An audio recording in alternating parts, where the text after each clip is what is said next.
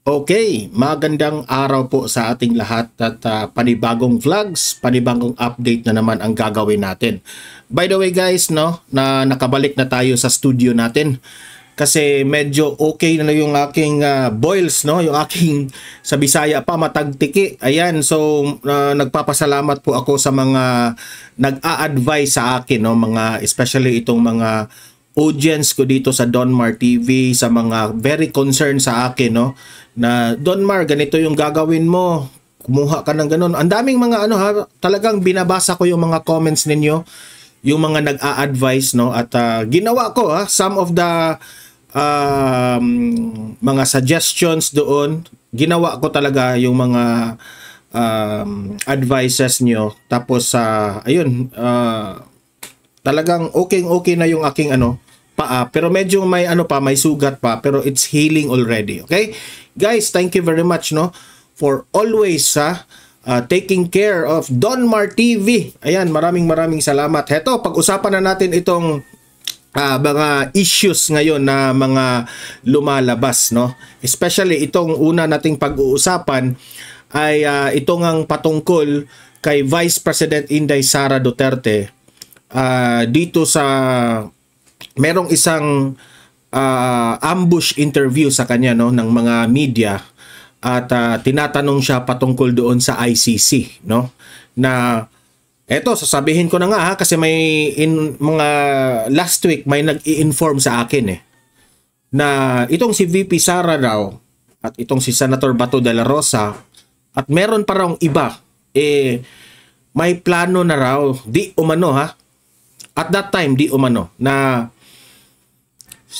si VP Sara na naman ang tatrabahuin nila, na posible raw to be safe posible raw na sila na naman ang idadawit papuntang ICC. Okay? And it's very alarming because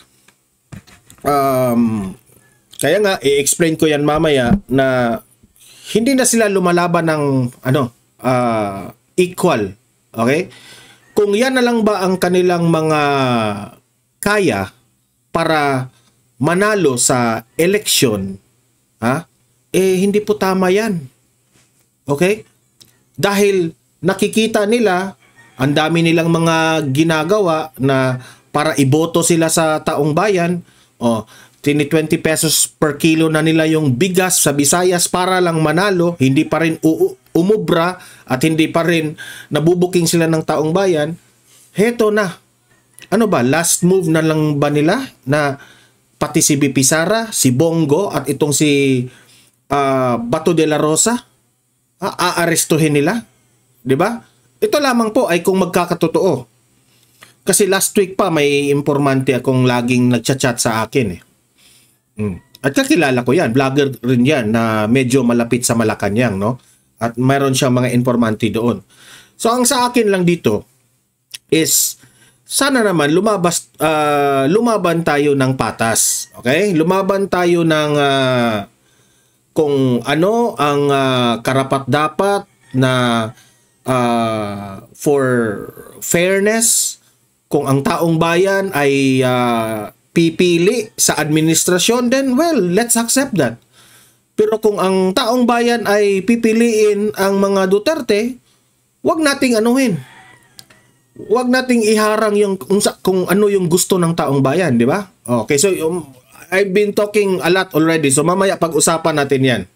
Eto, ipapakita rin natin itong video na isang rally po, na may nagpupumilit na magsisigaw ng BBM pero ang isinisigaw ng taong bayan ay Duterte. Ayan, napahiya na. Ayan, mamaya ipapakita ko yan. At ito rin pag-usapan rin natin itong si Vice President Inday Sara Duterte na talagang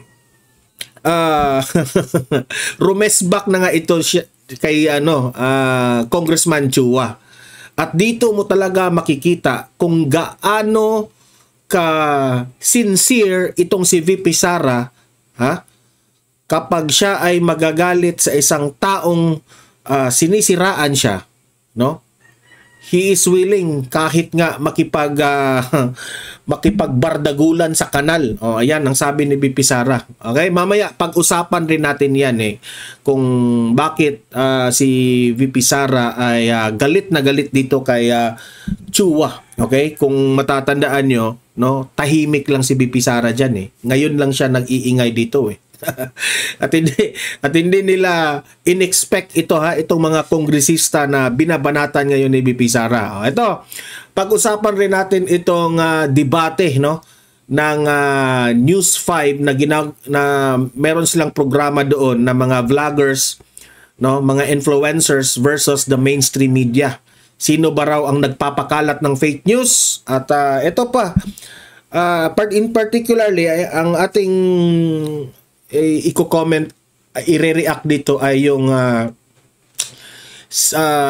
tinanong ni Claire Castro itong si Banat Bay, at we are very proud of Banat Bay representing the DDS or representing sa mga vloggers na talagang sinuplak niya itong si Claire Castro, at itong si Claire Castro naman kung ano-ano na lang mga sinasabi para magmukha siyang tama.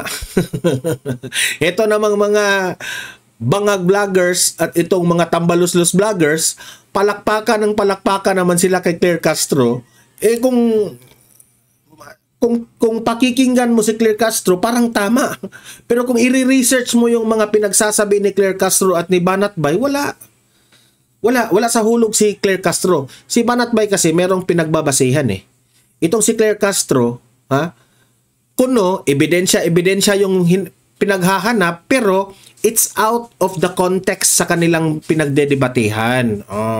Di ba? Ganyan naman si Claire Castro. Okay, pero yan ang mga pag-uusapan natin, pero bago ang lahat, bago natin ito pag-uusapan, help me po muna na i-like at saka i-share itong ating video para guys kakalat ito sa taong bayan. Okay? Mag-like and share muna tayo. 1, 2, 3, go! Ayan, thank you very much. And sa mga bago pa lang dito sa aking channel, mag-subscribe na po kayo para lagi kayong updated sa ating mga balita. And at the same time, ma-notify ang inyong mga cellphones at na meron tayong breaking news, bagong updates. And at the same time, kung nagla-live ang Donmar TV, malalaman ninyo. Okay, so mahalaga po na mag-subscribe tayo sa Donmar TV. 1, 2, 3, go. Ayan. Okay. Ito, pag-usapan natin itong isang rally. Ito, ipapakita ko muna ito. Rally ng BBM na camp siguro ito I don't know lang kung itong rally na ito ay isang local rally, pero pinipilit niya yung taong bayan na sumisigaw ng BBM. Pero na-shock na lang siya na ang isinisigaw ng taong bayan, Duterte! Ay, naku, nakakatawa naman talaga ito. Okay. Panoorin natin ito. Play. Ang isinggan ka nung hapuna, wala BBM! BBM! Bago ka mo! Paling ka mo! Kaya mo mo! Sabi niya, sisigaw tayo ng BBM. BBM, siya yung nangunguna sa pagsigaw. Mamaya, ano natin. Kasi Bisaya ito in Bisaya. So, i-Tagalog natin mag-interpret natin. Play. Ang isinggan ka nung hapuna, ang ating isigaw ngayong hapon na ito, sabi niya, wala walang iba. BBM! Sabi niya, walang iba, BBM. Anong response ng taong bayan? BBM!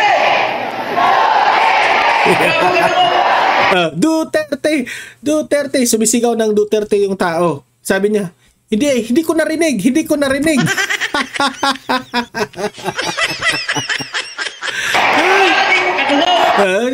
Hindi ako nakakarinig, sabi niya.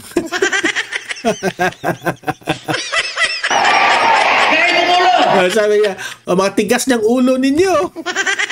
Gahin ang ulo. Alam nyo sa totoo, no? Ito.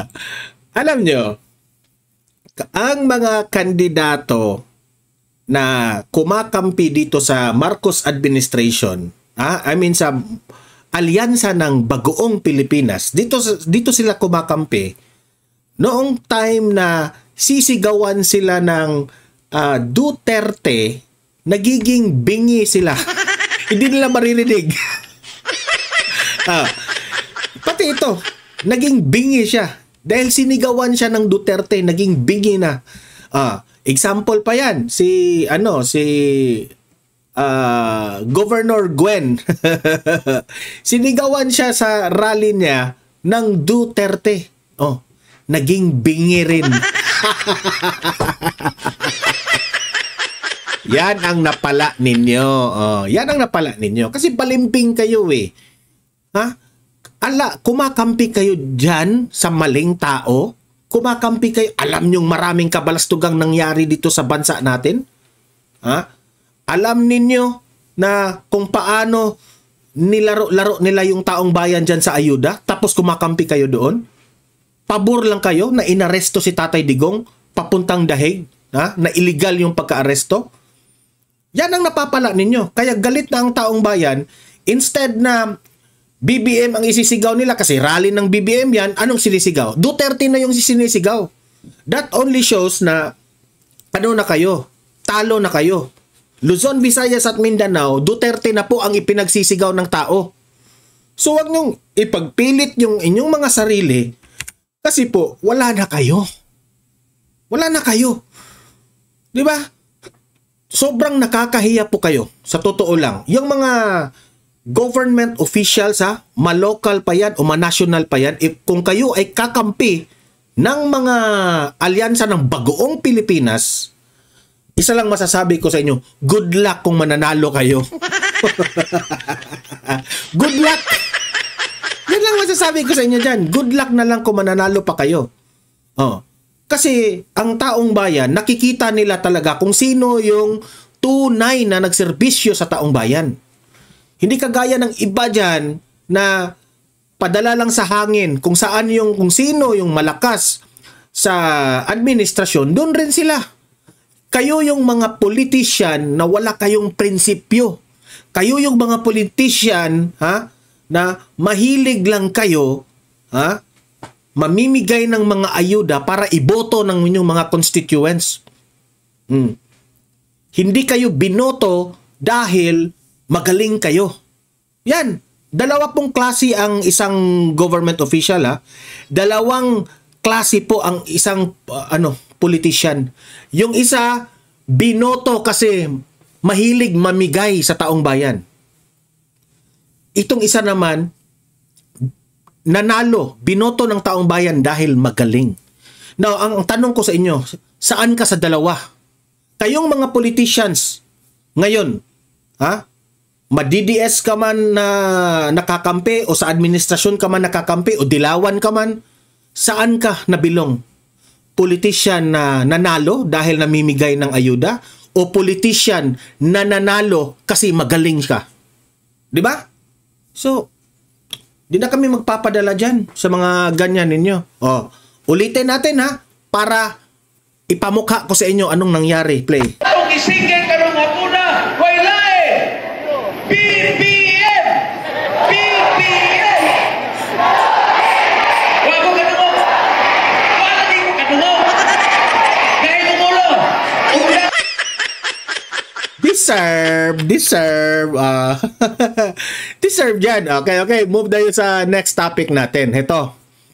Pag-usapan natin itong si Vice President Inday Sara Duterte sa kanyang ambush interview. Okay? Natinanong siya dito, merong daw mga usap-usapan na pati sila ay target na ngayon sa plano. Kasi alam nyo, ang mga kalaban po ni VP Sara, okay? Ang mga kalaban po ni VP Sara, alam nila na tagilid na sila. Ngayong eleksyon, tagilid sila. the only way na mananalo sila, ha, is aarestuhin o kung ano-anong mga impeachment. Hindi naman umubra sa impeachment. Hindi naman umubra sa mga paninira nilang ginagawa. Eto panoorin natin itong explanation ni VP Sara. Play! PNP officials. Yes, sir. Oo. Na ako sa listahan. Daghan. Sabi ni VP Sara, because this is in Bisaya, kasali po ako sa listahan. Yan, sabi ni VP Sara. Kaayo mi nga naa sa Marami kami nakasali sa listahan. listahan sa ICC. Marami kaming nasa listahan sa ICC. Tingnan nyo. Hindi nila kaya gibain, siraan itong mga Duterte. Kaya sila ngayon, gumamit ng ICC. Ganyan kayo. Hindi kayo lumalaban ng patas. Hindi kayo lumalaban ng patas. Babae pa ito, Nililista sila sa ICC. Gusto nilang pilayan ang mga Duterte. Ililista nila sa ICC. Ano siguro ang kanilang plano? Aarestuhin? Papuntang dahig? Lahat na lang ng mga kalaban nila, ikulong nila doon sa ICC. Kasi hindi sila mananalo dito sa Duterte. Nakakahiya po kayo. Kayong mga... Ganyan na ba kayo? Bongbong Marcos, Martin Romualdez, hindi nyo matalo-talo sa tamang labanan sa eleksyon itong si VP Sara at si former President Duterte. Kaya ninyo paaresto na lang? Tapos meron kaming maririnig na di umano si VP Sara, si Bato at si Bongo na naman ang isusunod ninyo?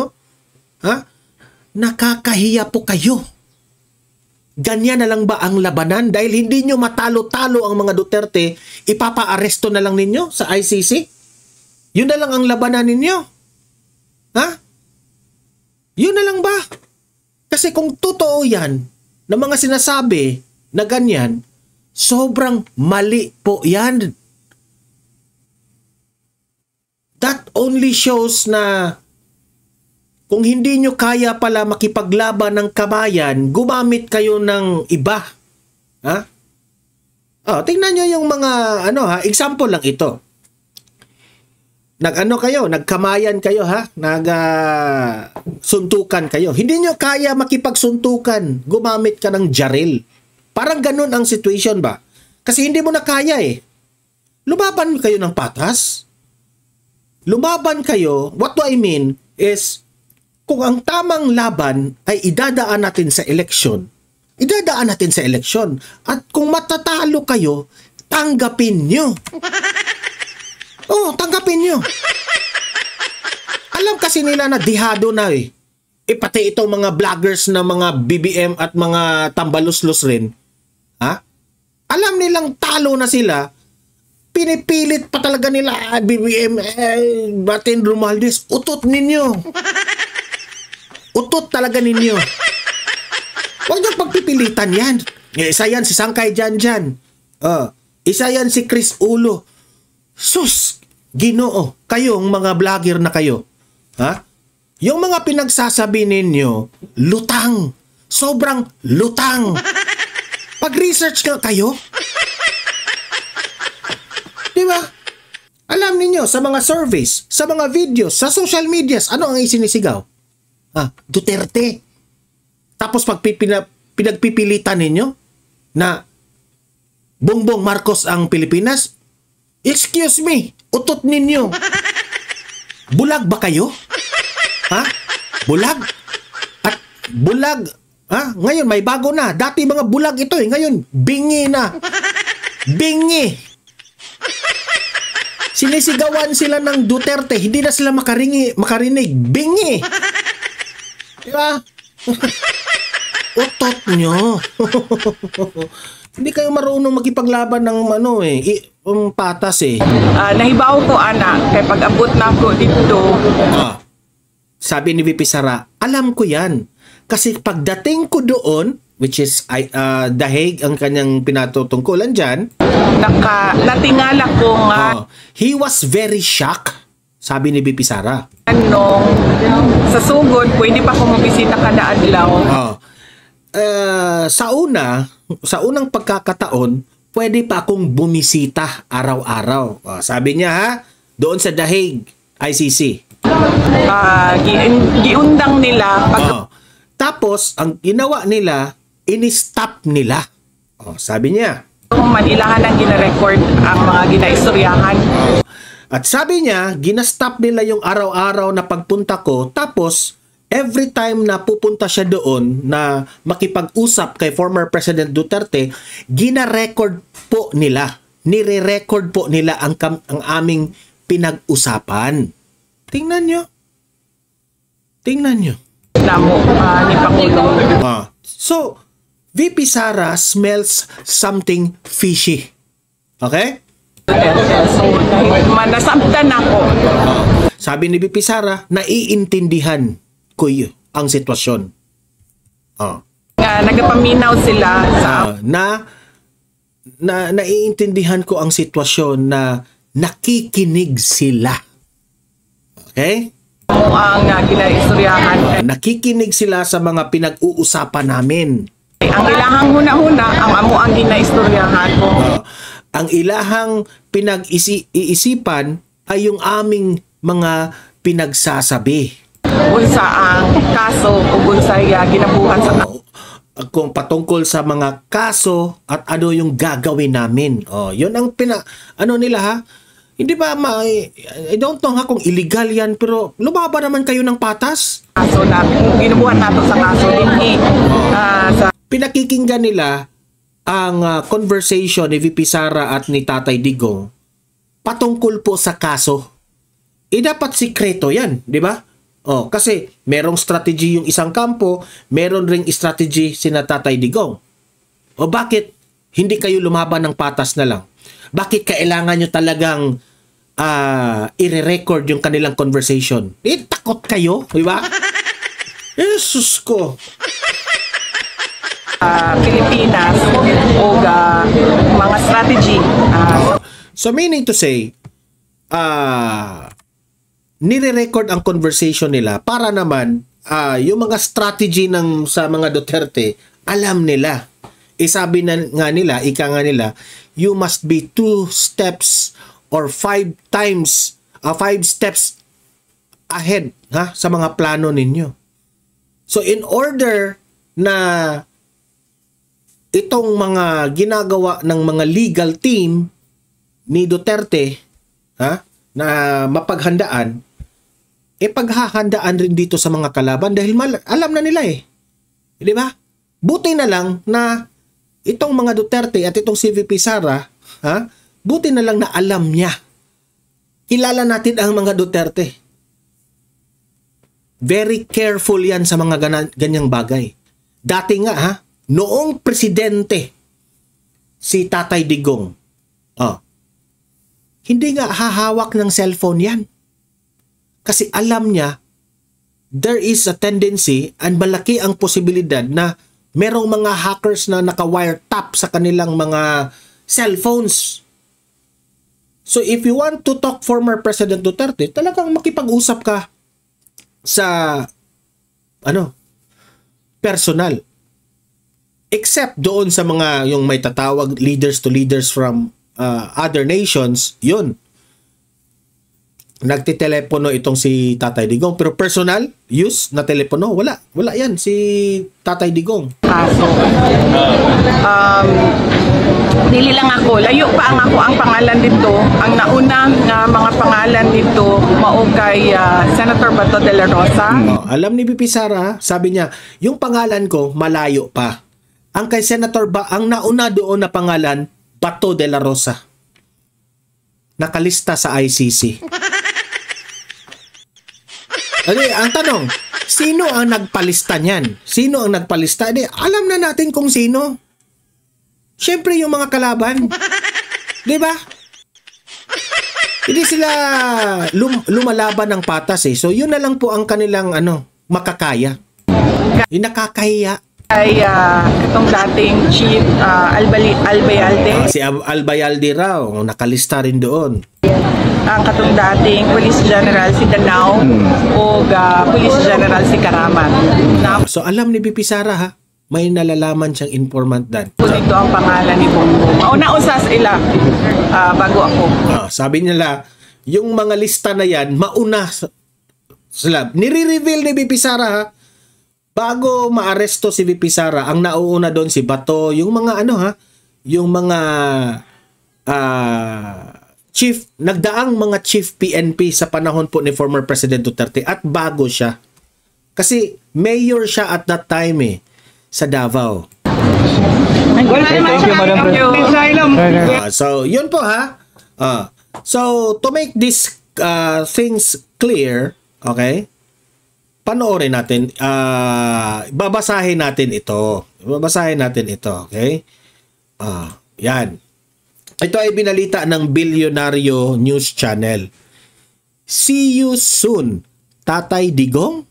Yan ang ano ha. Kasi kung maaaresto si VP Sara, magkikita-kita na sila doon. Yan ang ibig sabihin. Ayan, nililista yung mga nasa likod ni VP Sara. Yan, si Senator Bato, si Bongo, si Albayalde, and the rest na nakalagay dyan. Nakalista raw yan na susunod na aarestuhin papuntang ICC. Kung ikaw ba naman matino kang presidente o matino kang gobyerno ng Pilipinas, hahayaan mong maaresto ito? Ni-hearing na nga yung nangyari kay Tatay Digong at sobrang maling-mali po na pinaaresto nyo itong mga taong, itong si Tatay Digong. Kung sa susunod, maaresto pa rin itong mga Pilipino nating mga politicians, sasabihin ko talaga, sobrang bobo na talaga nitong si Bongbong Marcos. Vice President Sara Duterte reveals she along with other Duterte allies are listed by the ICC. Yan ang sabi. That is working. It is working. Yung anak ko pumasok. Along with other Duterte allies are listed by the ICC as individuals to be issued an arrest warrant soon in connection to former President Rodrigo Duterte's controversial drug war.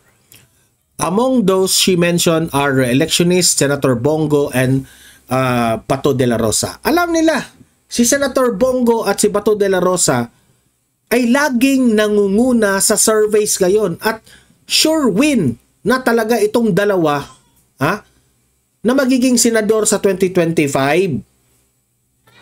So, ganun ba? Ipapa-aresto nyo? Kasi hindi ninyo matalo-talo ito? Di ba? Sabi ni VP Sara, yes, I am on the list. There are many of us on the ICC list. Senator Bato de la Rosa, former PN Chief Albayalde, and former police generals Danao and Karamat, Bongo's name is also on there. So, ganyan na ba ang administrasyon? Talo na kayo? So in order, hindi ba kayo kontento na mag-e-eleksyon tayo, yung mga senador ninyo iboboto, mananalo o matatalo man, you accept it, ganun, hindi kanyo kaya yan? Hindi, ako, bilang isang Pilipino, ganyan ba ang ugali ng Pilipino? Hindi tayo lumalaban ng patas? Ang Pilipino po, sa pagkakilala ko, ang Pilipino po lumalaban ng patas. Lumalaban ng fair. Dahil ba hindi kayo manalo-nalo, gagamitin nyo ang inyong mga power dyan? Dahil nakaupo kayo? Si Tatay Digong po, lumalaban niya ng patas Si VP Sara, lumalaban niya ng patas Never yan na gumagamit sa kanilang power. Ang hindi ko maiintindihan, itong mga vlogger ng bangag at itong mga tabaluslos rin, hangang-hanga rin naman sila sa mga ginagawa ng kanilang mga amo. Diba? Nasaan na ang dignidad ninyo? Nasaan na ang credibility ninyo dyan? Doon lang tayo sa tama. Kung ano ang nakasaad sa batas, follow tayo. Dahil ang mga Duterte po, very particular sila sa batas. Lumalaban sila ng patas. Kayo. Di ba? Wow, dahil si Bongbong Marcos ng presidente, nag-iba na? Ganyan na ba tayo ngayon? Ganyan na ba tayo ngayon? Yan ang malaki kong tanong. Hindi na tayo yung dating mga Pilipino na lalaban tayo ng patas. Then, kung matatalo tayo, accept it. Di ba?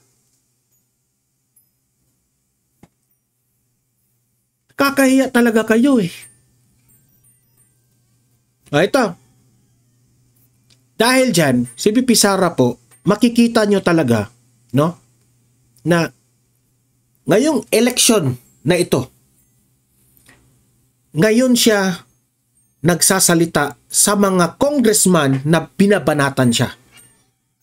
Noon tahimik siya. Binabanatan siya ni Chua sa mga hearings nila Abante. Ngayon, ito yung tama na panahon na magbanatan kayo kasi panahon ng kampanya.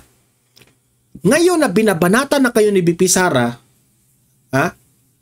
good luck na lang sa inyo. Kung iboboto pa kayo ng taong bayan. Ito. Example, ito. Ipapakita ko sa inyo. Ayan. Binalita ito ng Politico. Ano yan? Legit na media ito Vice President Sara Duterte has geared up for some political mudslinging. This time, retaliating against Manila 3rd District Representative Joel Chua, one of lawmakers who pushed for her impeachment. Ma'am, sabi dyan, ma'am, sabi ni Manila Representative Joel Chua. Sabi pala ni ni VP Sara, ma'am, saksak mo ito sa bibig. Manila Representative Joel Chua hanggang sa kanyang lalamunan, hanggang siya ay mamatay. Sara Duterte, Vice President.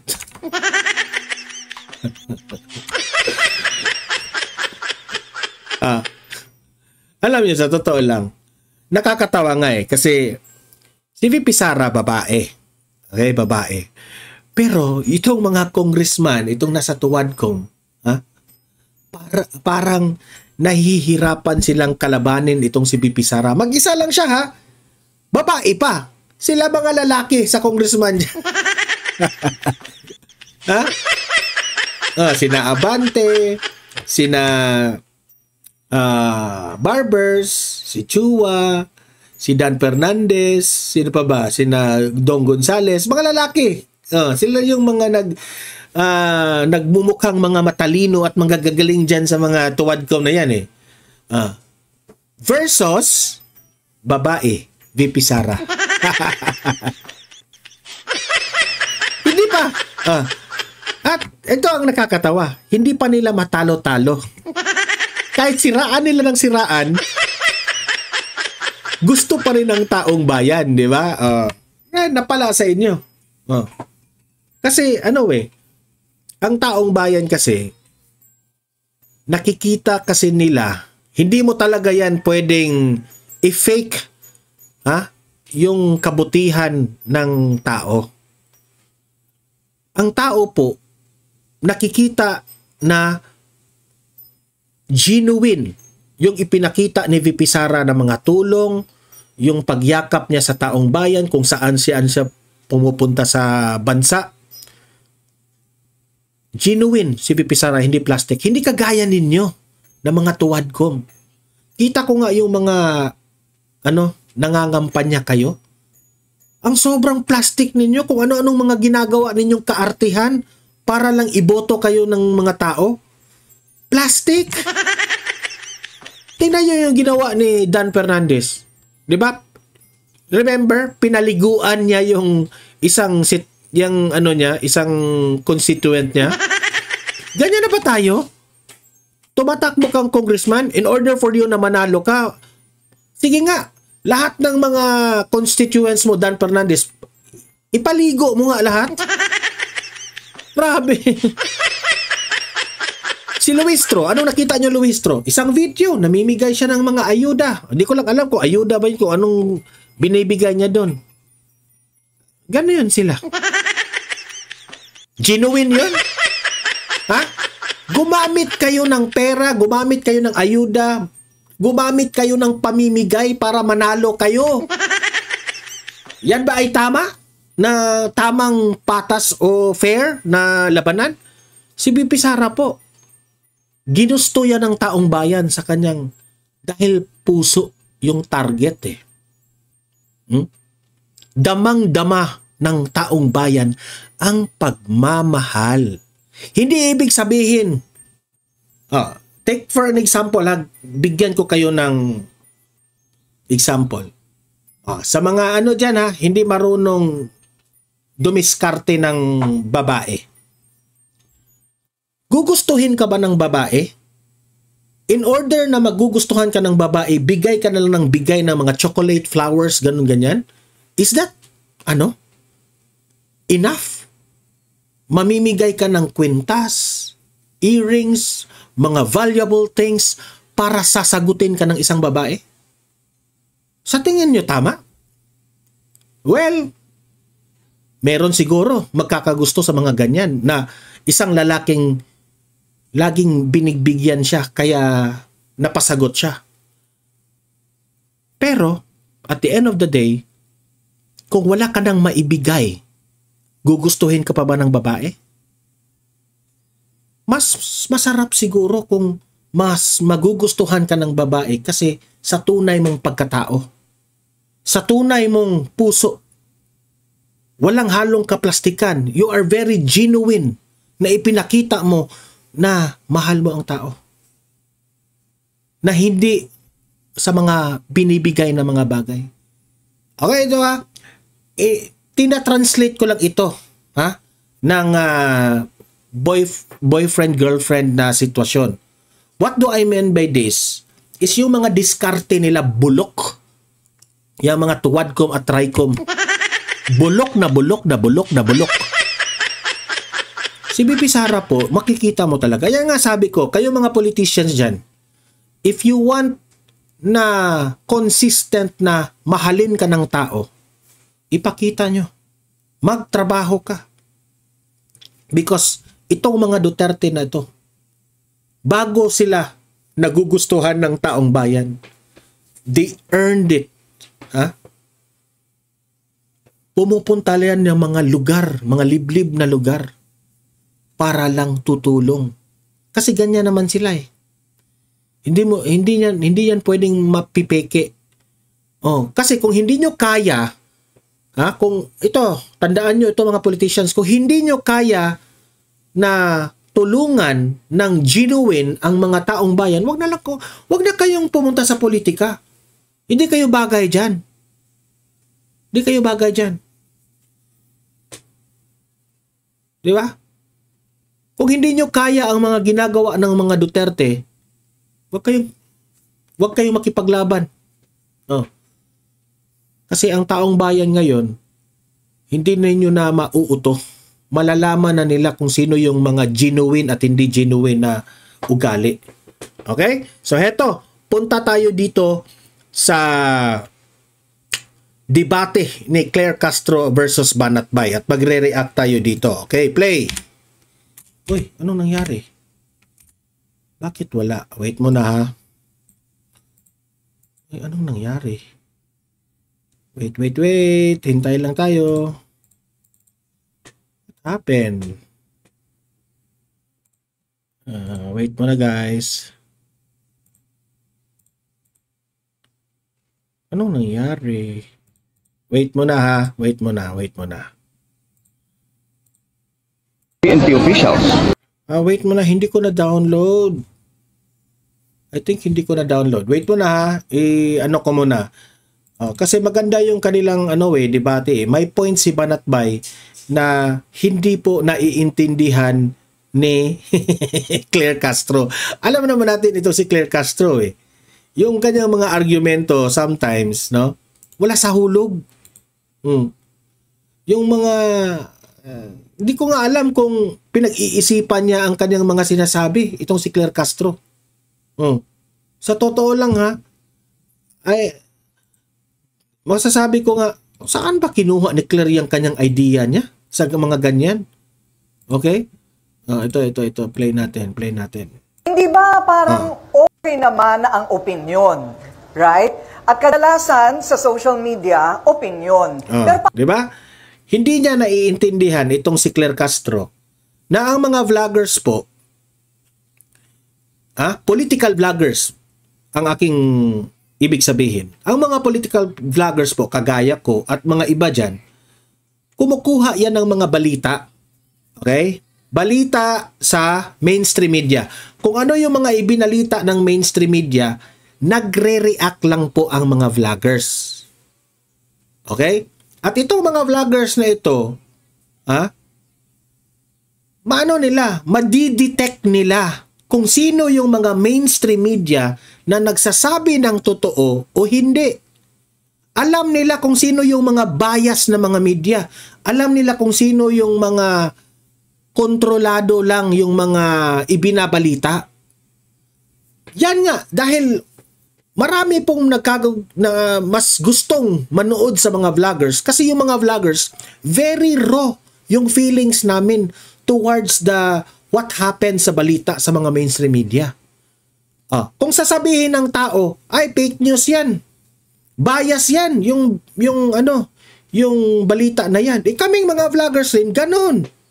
Kung ano ang nakikita namin, ibibigay namin yung opinion namin kung yan ba ay biased, yan ba ay tama o hindi, basing on our feelings, opinion, and analysis. Yan ang hindi naintindihan ni Castro. Si Castro, naghahanap ng ebidensya.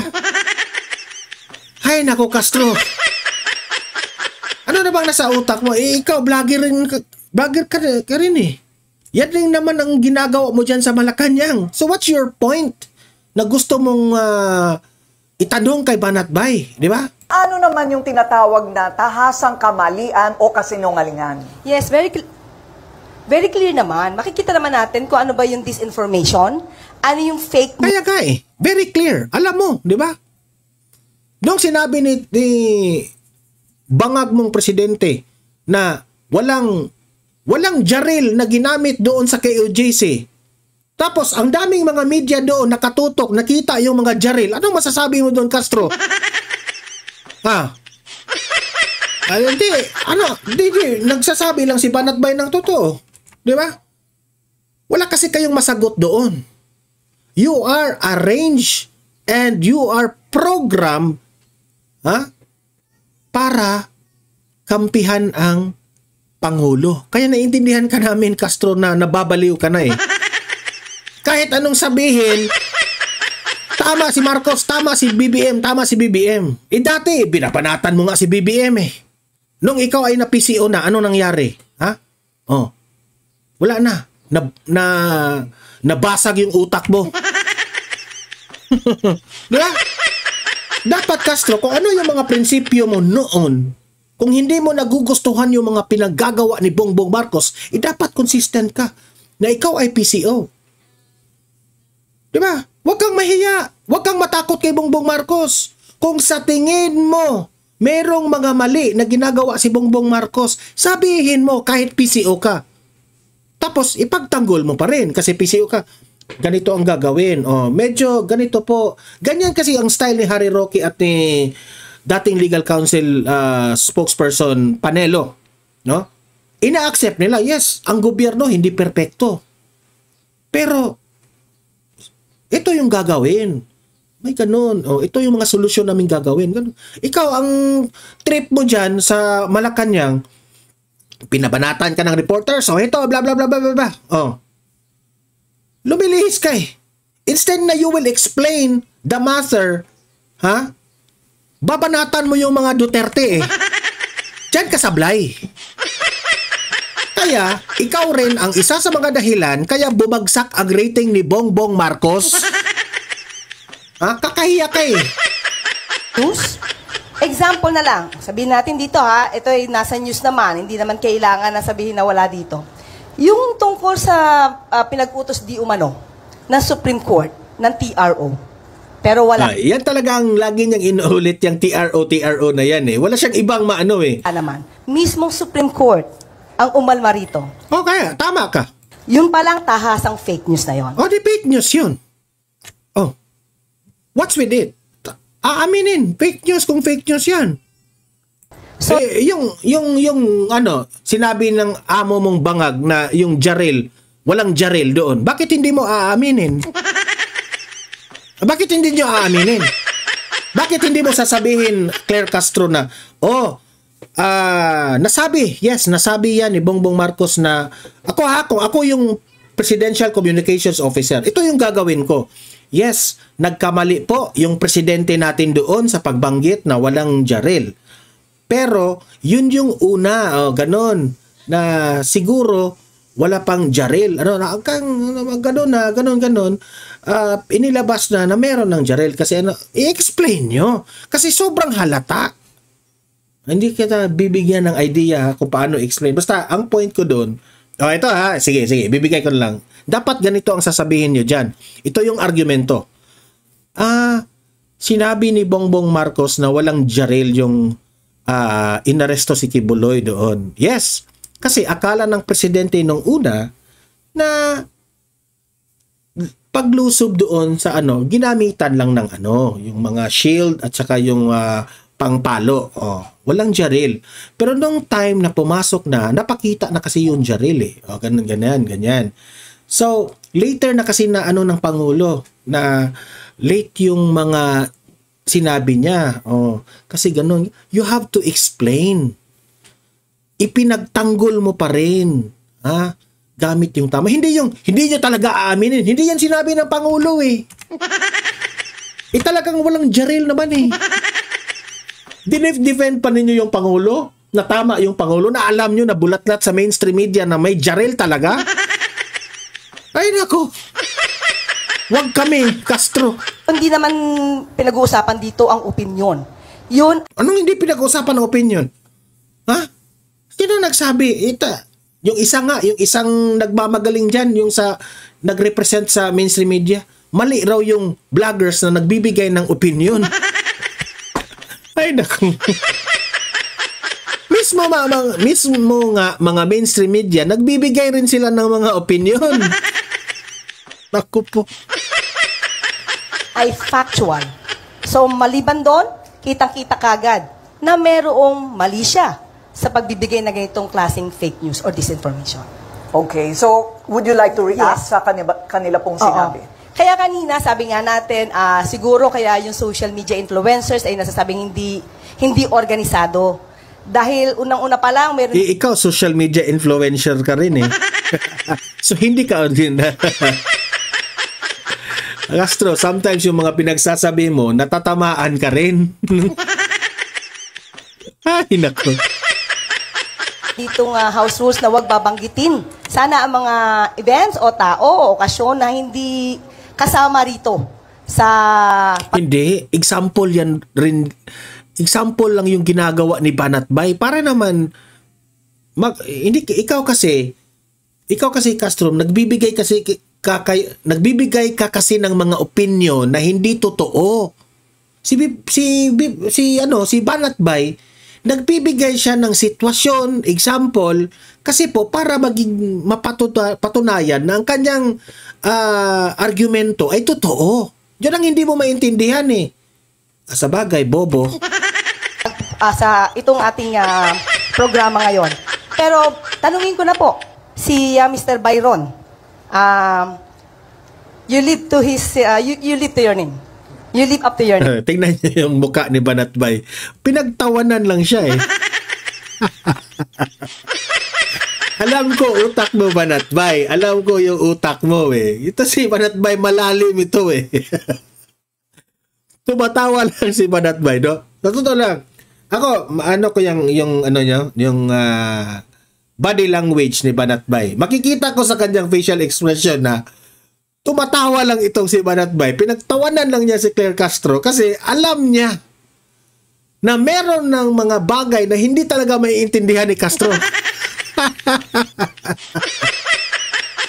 Banatbay talaga. Mautak talaga to. Banat. So when you said na walang utos galing sa taas. Okay?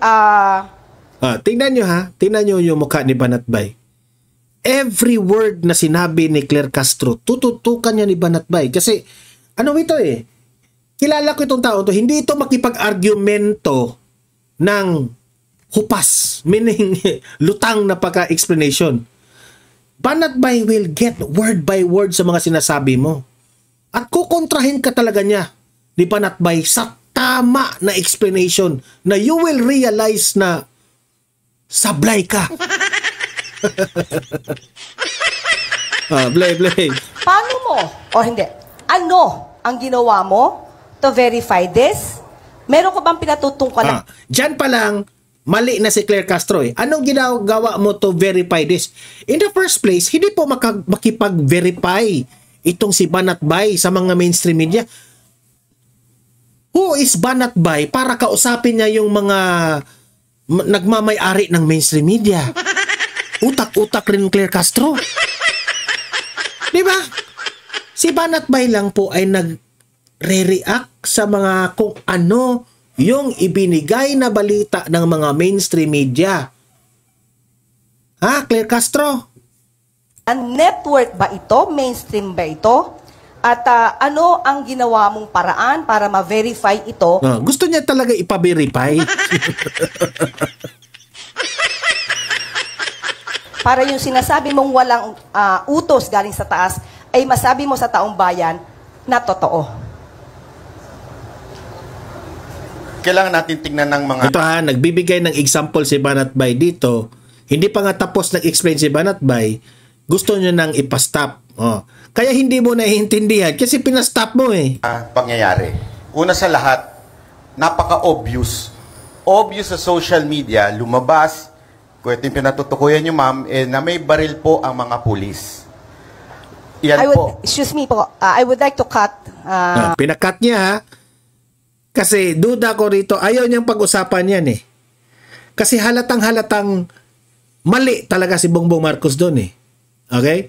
Kasi sinabi sa intro ni Banatbay na pati nga itong mga presidente ng Pilipinas nagpi-fake news.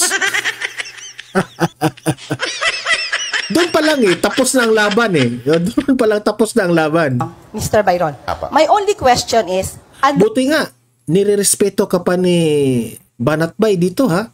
Kaya nga, sabi ko, itong si Banatbay sa kanyang vlogs, grabe, maaasar ka talaga kung ikaw yung binabanatan para talagang bardagulan talaga. Pero si Banatbay, marunong siyang dumiskarte ha.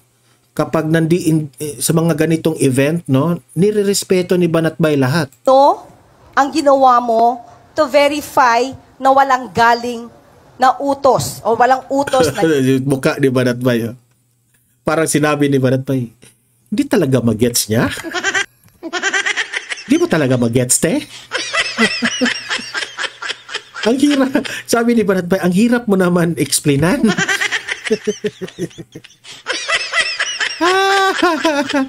galing sa taas. We don't have to mention the event. I just want to know ano yung ginawa mo para malaman mo kung may katotohanan na walang utos sa taas. Did you ever Did you ever? Wala. communicate with the owners or kung sino man yung taas na sinasabi mo? Ano pa? I-communicate mo yung owner? Sino ka ba? Ito yung gagawin ni Banatbay. Tatawag siya sa telepono. Ikaw ba yung nagmamay-ari sa News 5? Ikaw yung owner, sir. Sir, yung mayroon kasi kayong balita na medyo mali eh. I-verify ko muna yan kung talagang totoo ba yan. Ganon. Bago magpa-vlog si Banatbay, ipa-verify niya sa mga owners ng mainstream media. Nakakatawa ka naman. Ma'am, pinapaliwanan ko nga po, bago po ako naputol, pinapaliwanan ko na mga yung circumstances, sa tingin ko, opinion ko, ay organisado. Tawa-tawa kayo. Tama ako. Pero yung mukha niya, akala niya nakapuntos siya dyan eh. Hindi At po. yung mga vloggers naman na kumakampi dito kay Castro, tuwang-tuwa naman sila. Lahat kayo naging bobo na rin eh. Pinalabas sa mainstream media yung reaksyon na sandali, may mali ata doon sa sinabi ng ating Pangulo. Di ba? Hindi niya mag-gets yun eh. So it's only your opinion. Hindi yung opinion, ma'am. Kitang-kita yun sa mainstream media. I don't know lang kung I could recall that, but I think it's an informal interview, ambush interview, na sinabi niya yun. So anong gusto niyong ipalabas niya kay Banatbay? Ha? Ang daming nakatutok doon na mainstream media na may jaril talagang dinala. Ano pa gusto niyo? So you do not have any proof to prove na walang utos galing sa taas kasi yun yung sinabi mo and you're making it factual. So as of the moment, Actually nagkarambol-rambol na yung kanyang tanong eh. Kasi nano na siya eh. Natamaan na siya doon eh. Sa yung explanation niya. Yung tinanong siya, sinagot ni Banatbay, which is my point si Banatbay. Ngayon, pupunta naman siya na walang factual. Walang galing sa taas. Anong gusto mong palabasin doon? Kasi, paano malalaman ni Banatbay na sa owner? Do you think ang owner ng GMA at itong News 5 tatawag yan kay Banatbay? Banatbay, ito talaga yung nangyari, bla bla bla.